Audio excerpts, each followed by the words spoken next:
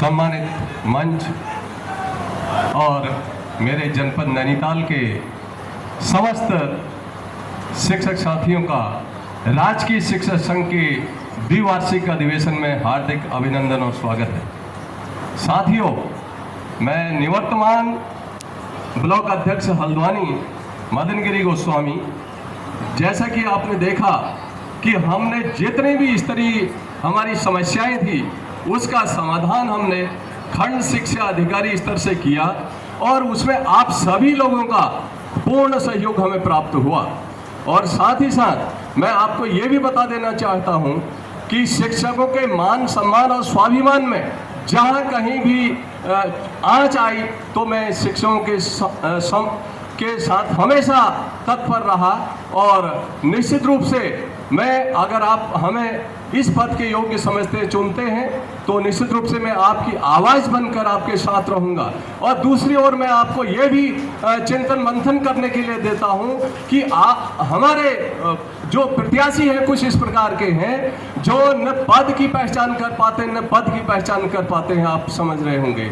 तो जो ऊर्जा कहीं और लगाते हैं और खड़े कहीं और रहते हैं, तो ऐसे लोगों को पहचानने की आवश्यकता है। ऐसे लोगों को पहचानिए। ऐसे मौका परस्त लोग जो हैं, ऐसे पद लोलुप लोग जो हैं, ऐसे पद बदलू लोग जो हैं, तो ऐसे लोगों को पहचानने की आवश्यकता है। और जो एक पद के साथ नहीं रहा तो वो आपके साथ आपके मान सम्मान और स्वाभिमान की घड़ी में कैसे रहेगा, ये एक चिंतन और मंथन का विषय आपके लिए भी है।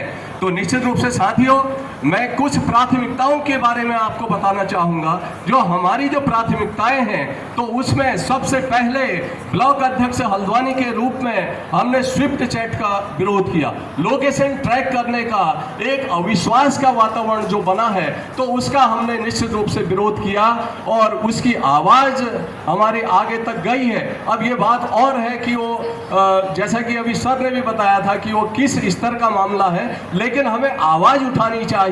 हमें दमदार तरीके से अगर कोई चीज़ें हमारे पक्ष में नहीं है तो उसका विरोध करना चाहिए और हमने विरोध किया है। और साथ ही साथ हम गोल्डन कार्ड की बात करते हैं। गोल्डन कार्ड एक खोटा सिक्का बन के हमारे सामने है। किसी भी अस्पताल में पहले लागू नहीं होता, यदि लागू होता है तो उसके भीतर के जो डिपार्टमेंट है, अस्पताल में तो लागू कर दिया आपने, उसके भीतर जो डिपार्टमेंट है, विभाग है, वहाँ लागू नहीं होता। तो हम ये चाहेंगे कि ये जो व्यवस्था है इसमें सुधार हो, या जो मासिक कटौती हो रही है इसमें योगदान जो शिक्षकों का दिया जा रहा है उसका कटौती जो है, मासिक कटौती बंद होनी चाहिए। और ये भी सुनिश्चित है कि आने वाले समय में इसमें जो हमारा योगदान है वो बढ़ने की संभावना है।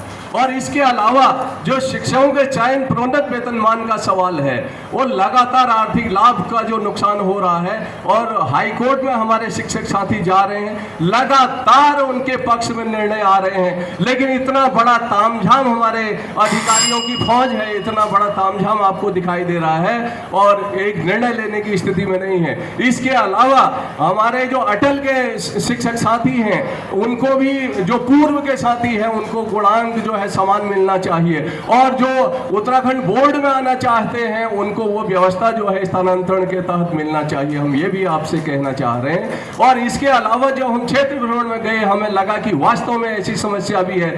जो एकल अविवाहित जो महिला पुरुष हैं जो अपने माता पिता की सेवा कर रहे हैं, तो उनको विशेष दर्जे का जो है, विशेष दर्जे का छूट दी जानी चाहिए स्थानांतरण में, उनको जैसे विशेष दर्जे में लाया जाना चाहिए। मैं वाणी से ज़्यादा आचरण पर विश्वास करता हूं। आप सभी का बहुत बहुत धन्यवाद।